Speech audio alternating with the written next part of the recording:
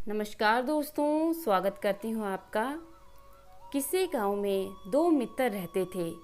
बचपन से ही उनमें गहरी मित्रता थी। उनमें से एक का नाम था पाप बुद्धि और दूसरे का नाम था धर्म बुद्धि। पाप बुद्धि पाप के काम करने में कभी हिचकिचाता नहीं था। कोई भी ऐसा दिन नहीं जाता था जब वह कोई ना कोई पाप ना करे। यहाँ तक कि वह अपने सगे संबंधियों के साथ भी बुरा व्यवहार करने में नहीं चूकता था। दूसरा मित्र धर्म बुद्धि सदा अच्छे अच्छे काम किया करता था। वह अपने मित्रों की कठिनाइयों को दूर करने के लिए तन मन धन से पूरा प्रयत्न किया करता था। वह अपने चरित्र के कारण प्रसिद्ध था।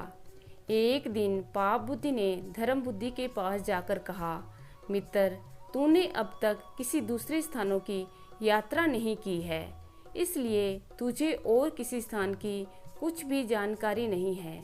इसलिए मित्र, मैं चाहता हूँ तू मेरे साथ घूमने चल। धर्म बुद्धि ठहरा निष्कपट।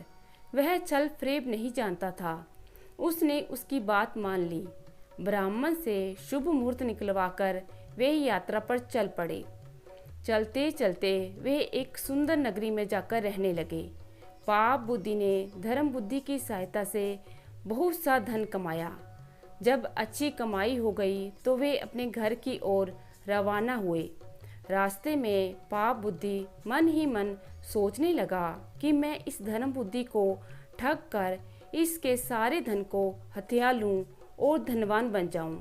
इसका उपाय भी उसने खोज लिया। दोनों गांव के निकट पहुँचे।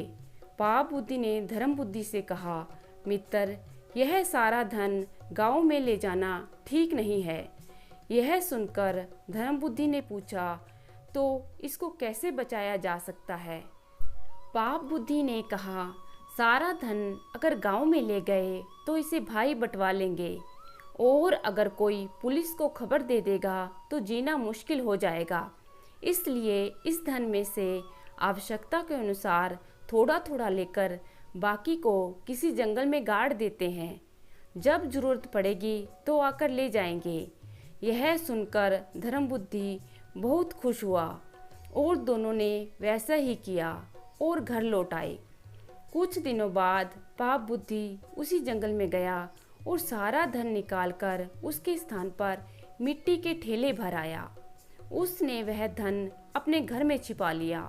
3-4 दिन बाद वह धर्म बुद्धि के पास जाकर बोला, मित्र, जो धन हम लाए थे वह सब खत्म हो चुका है, इसलिए चलो जंगल में जाकर कुछ धन और ले आए।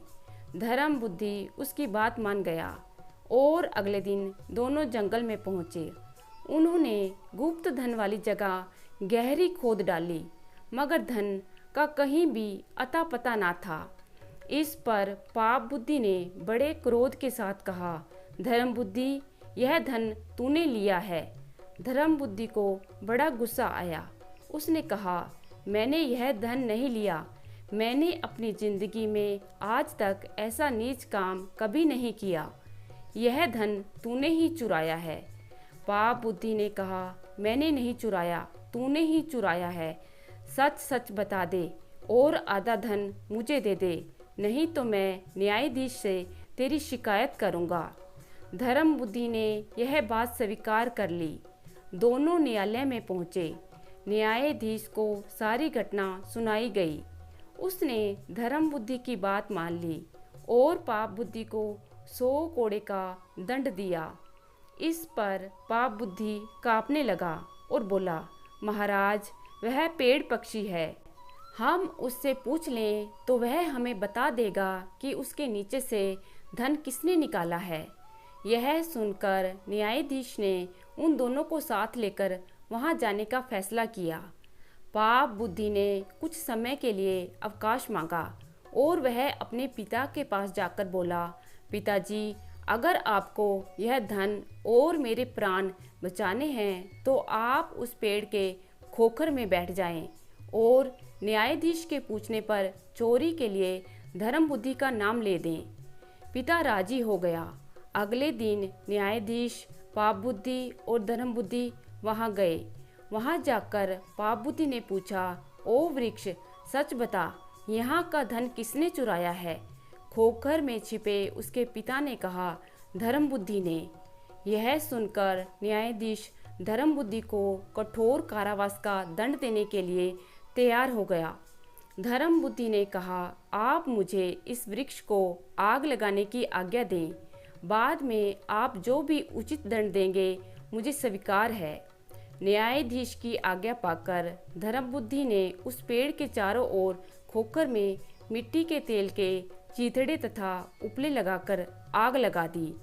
कुछ ही क्षणों में पाप बुद्धि का पिता चिल्लाया, अरे मैं मरा जा रहा हूँ, मुझे बचाओ। पिता के अधजले शरीर को बाहर निकाला गया तो सच्चाई का पता चल गया। इस पर पाप बुद्धि को मृत्यु दंड दिया गया।